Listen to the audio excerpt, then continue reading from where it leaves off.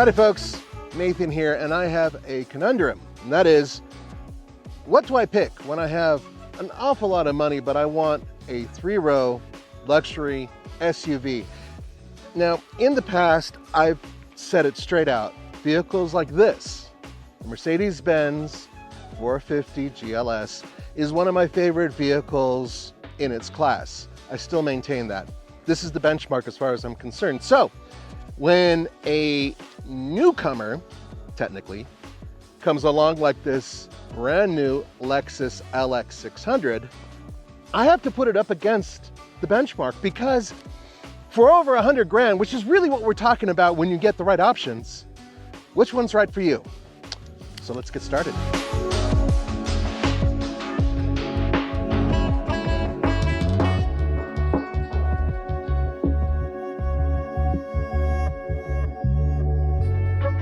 This is the Mercedes-Benz GLS 450, and in my book, this is one of my, not only is it my favorite in its class, not only is it my favorite Mercedes-Benz SUV, it is actually one of my favorite Mercedes-Benz, period. And it's not just the exterior design, which is fairly mellow, but I think actually tasteful. It's not just the absolutely fantastic interior build, it's the powertrain.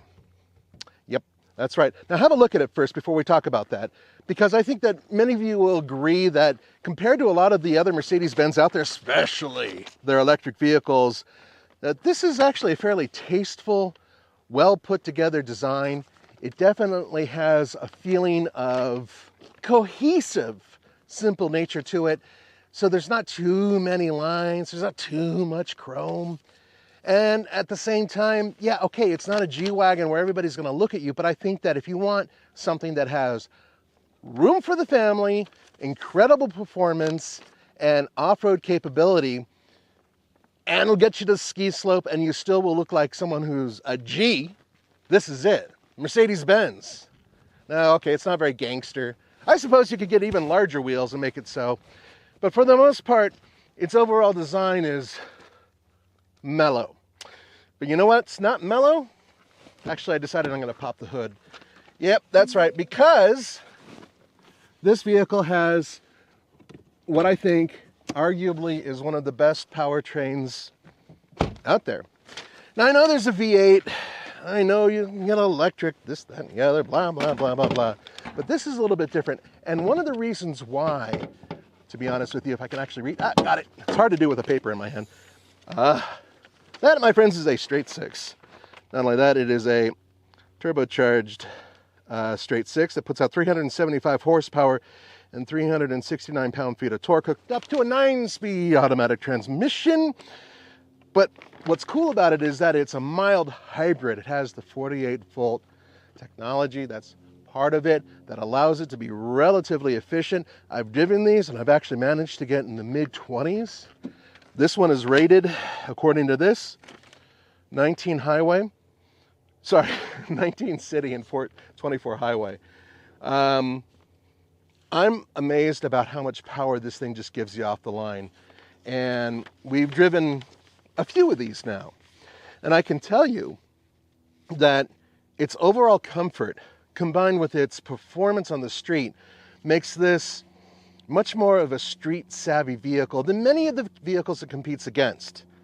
So, is it perfect? Damn close to it. That's what I say. Let's just have a look at the back, because this comes with a third row. Now, this time the fat guy is not going to get into the third row. Let me explain. We're actually under a time crunch right now, and we have to return one of these to the automaker. So I have to kind of be brief in this explanation, but I wanted to show you a couple things. First of all, this third row is not as generous as the one that's available on the Lexus, but it still has enough room for small adults and your kids. You can see there's cup holders up there, and overall access is relatively good, but this vehicle really is made for the first 4 people here, captain seats if you get them. Because that's where the luxury is all about. So let's have a look at the inside. By the way, very good opening, and the lift over isn't too high. If you were to buy a G-Wagon, for those of you in Beverly Hills who buy them and don't use them, it would be worse. And also, this cargo area is quite good the way it's laid out. G-Wagon, not so much. Just to point out something, yes, I get sick and tired of seeing people in Southern California driving G-Wagons. What can I say? Okay, let's get inside. Oh, the love I have for this layout. Okay, and by the way, I apologize for flapping around these papers, but I have to because I can't keep all the thoughts in my feeble brain. But essentially what we're talking about here is what I think is one of the more elegant setups for an interior for a Mercedes-Benz. It doesn't have that god-awful hyperscreen. I hate that because all of this is suddenly like glossed over. It's one pane and then there's screens underneath it. This has two screens, one here and one here. I believe they're over 11 inches. And these screens work just fine. Then you have this really tasteful wood, which feels good to the touch, looks good, and excellent vent placement. Glove compartment exactly where you want it. And thank God, if you look at the door panel, those controls on the door work. The ones that are on the electric car don't move, but these actually swivel so you can actually get a feel for what you're doing. The ones that are on electric vehicles are touch sensitive, and it makes no sense to me. This, I want to show you. Look at these. Oh, and they feel good to the touch. Clicky, clicky, clicky. Love that. All the way across. Very good placement once again. In terms of Mercedes-Benz products, this may be the best layout out there, period. Oh, of course, nice little setup here with large cup holders. And yes, wireless charging, big surprise on a vehicle that costs as much as this one does. Okay, and then of course you have your touchpad here. Not a huge fan of the touchpad, to be honest with you. This doesn't do anything. This is a handrest, even though some of you guys think that this moves. However, you have suspension control here. And then on this screen, you have radio, media, nav, and of course cameras and vehicle setup. It's all right here. Relatively easy to figure out. So they're touch sensitive in these components. I'm going to fire this up. Ah, there we go. It actually is telling me not to use things in traffic. Yeah, I know. So when I move my finger along this touchpad, it's not as sensitive as I'd like it to be. I know that things are adjustable, but I'd rather do this. Touch the screen. It's what I prefer. Some of you guys might say, oh no, the touchpad is great. I really don't like it. Lexus actually used to have a bunch of touchpads and they got rid of them. Anyway, so you have that, and of course, then you have this. This screen here, yeah, I do prefer regular dials, but this isn't too bad. The overall setup here is clear, concise, simple enough to read. This overall layout here, not too bad. I do like getting this information too. This is cool, being able to check out what you've been doing as you've been driving the vehicle, what your engine's doing right now. Not great to rev, but actually really good to drive. Unfortunately, in this video, I'm not going to be able to drive these vehicles because, as I said, time is limited. Now, you've seen what I consider to be the benchmark. By the way, I want you to notice this. This is very important. This huge panoramic roof. It's important because someone decided not to put one in a vehicle that costs over $130,000, and it's not Mercedes-Benz. Come on out. Let's talk about the other one.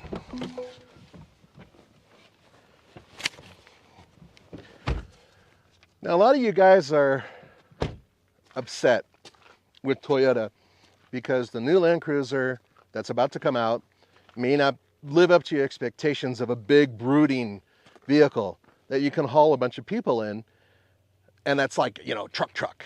Because the new Land Cruiser that's about to come out, and Tommy's done a ton of videos on them, that vehicle has a 4-cylinder hybrid powertrain, and from what we can gather, is relatively small compared to, oh, I don't know, this, or even a former Land Cruiser. Former Land Cruiser had a big V8.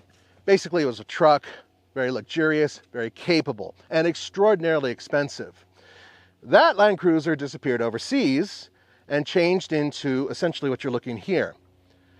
That became a twin turbocharged V6 truck that at least in the Australian market and other markets overseas, is very similar to this. A big off-road, very capable vehicle that can haul several people because it has an available third row seat. This is that, but Lexus style. I guess they already knew in advance that they were going to reintroduce a Land Cruiser, but keep things very different. So they decided to just keep this independent. It's its own thing. And as such, I gotta say, it's a stellar vehicle, but not everybody loves it. First of all, let's talk about design. Now, the exterior, it's pretty obvious that it's a Lexus. You have the large spindle grille. I'm still not a huge fan. Some cars do it better than others in terms of the Lexus and what they actually produce. Then, of course, you have that adorable approach angle, which is pretty massive. It's just because they like to have the large jutting chin. However, it's not as bad as the previous model. I'll give them that. In fact, that section almost looks like you can disconnect it. Then, of course, you have the side view of it, and that's where you can really see Land Cruiser, at least the previous Land Cruiser's DNA, because that's exactly what you're looking at here. It is a truck, and it is a truck in terms of its frame and in terms of its propulsion, because the engine that's in here, and the transmission, they share many components with the Toyota Tundra.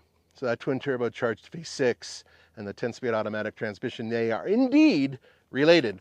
Then let's look at the rear. Now I wanted to point this out to you guys because, once again, we're going kind of quick over this, but this is just a quick comparison between the two. But I do find this to be a little bit busy, and I finally figured out why. It's two reasons. One is this, which I don't mind necessarily, but it certainly adds to all the other lights that are here. And then you've got this down here, and it's this unusual chrome cutout. I know it's an L, and a lot of you are like, hey, that's an L for Lexus. Okay, I get it. Yeah, of course. But it still seems like it makes everything a little bit busier. I really do prefer the way the new upcoming Land Cruiser looks, to be honest with you. I think that looks awesome. However, now that we're in the back, there's one thing the new Land Cruiser won't be able to do.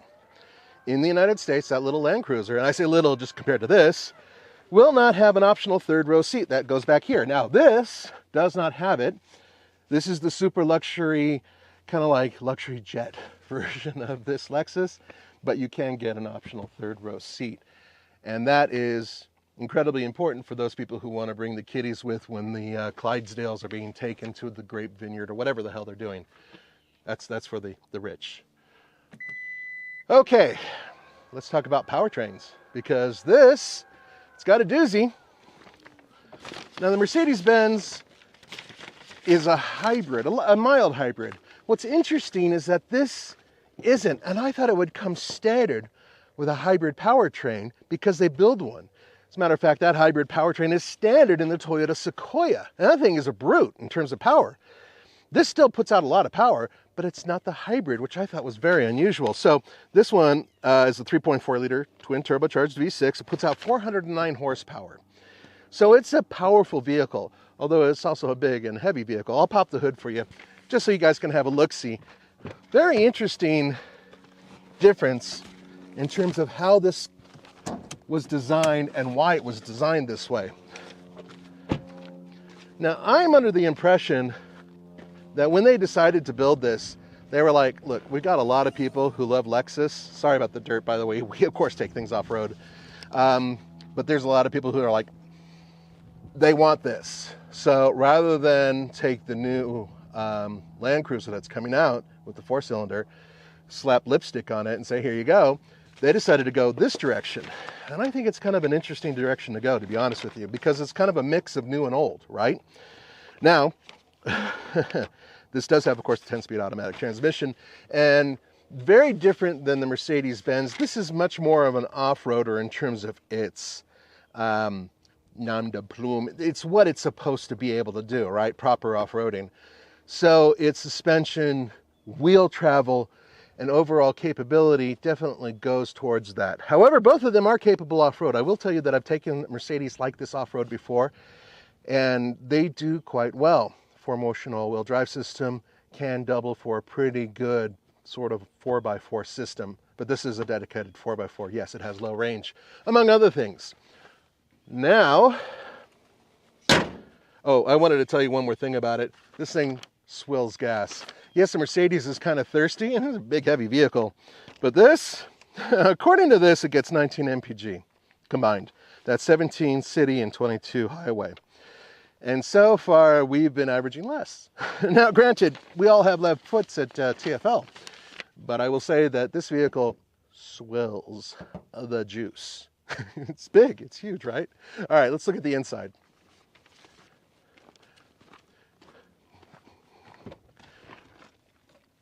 Now, I can tell you that this is where Lexus absolutely kills it, because this is one of the most comfortable interiors that I have dealt with almost any Lexus product that I've driven. In addition, the Mercedes-Benz, and I wish we could demonstrate it here on video, but we've done it before, so I don't have to sit there and talk about it too much, but I can tell you this. This vehicle is the best riding Lexus out there in terms of comfort. It's a magic carpet. I think that has to do with the off-road setup for the suspension, the tires, the wheels, everything that's on here lends it to being a nice squishy ride. I've never ridden in a Lexus like this. They're usually a lot tighter. So around the corner, it's a little bit wallowy compared to the Mercedes-Benz. In fact, the Mercedes really is more for the street. This is a little bit more for the country, so to speak. But these seats are remarkably comfortable. Now, granted, we are looking at the top of the line version. So when we finish this video, I will tell you the pricing, but I will explain that what you're looking at here is the top of the line Lexus versus that Mercedes-Benz, which is just one step above being an entry level. So what a place to sit. Interesting screen setup too. Now, with most Toyota products that have come out recently, their infotainment setup has been large screen, similar to this, where it dominates everything here. However, this is a true screen setup, and let me show you why. Fire this puppy up.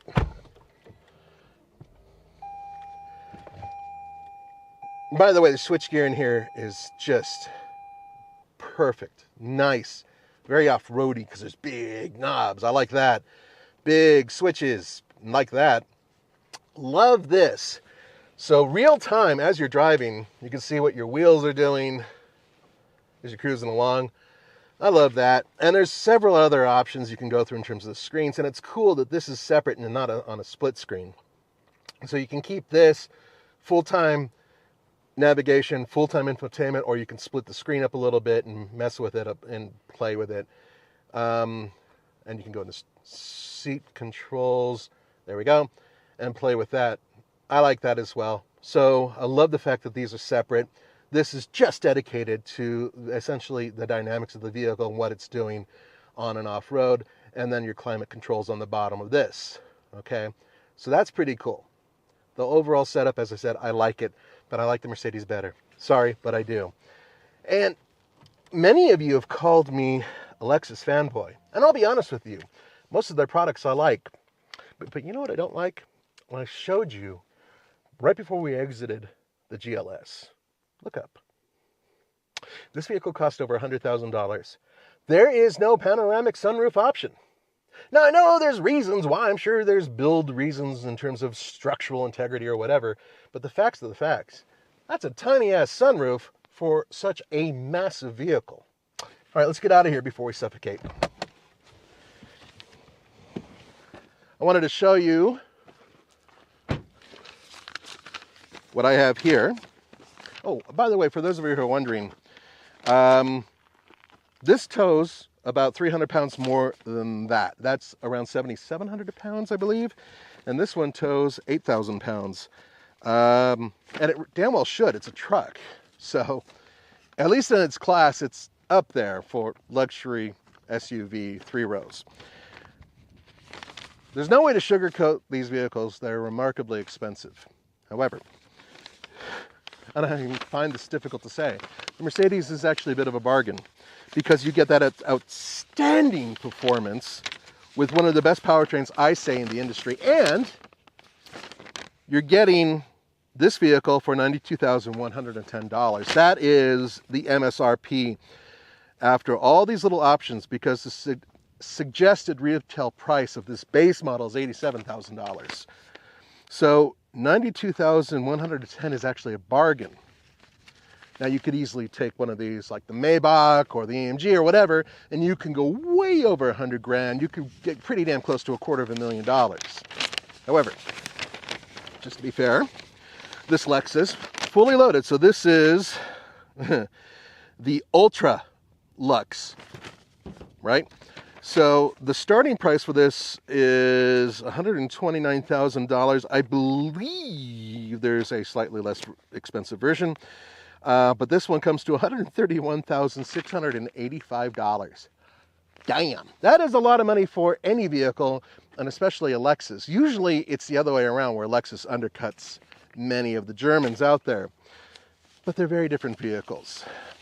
If you want a magic carpet ride and handling isn't that important to you, and you also wanted something that could tow extremely well, and I know this will, and at the same time get you anywhere you want to go within reason, you know, off-road, real off-road. I could take this to Moab and only worry about scratching the chin. Yeah, this is where you go. But for everything else, this is it still. I still say that this is the benchmark. The whole purpose of this video was to show you two different luxury vehicles that have third row seats available, and to get your perspective on them. Because I really want to, you know, is there something else in this class that you would consider? You know, between, let's say, $90,000 and $140,000. Third row seats, capable off-road, capable on-road. What do you think?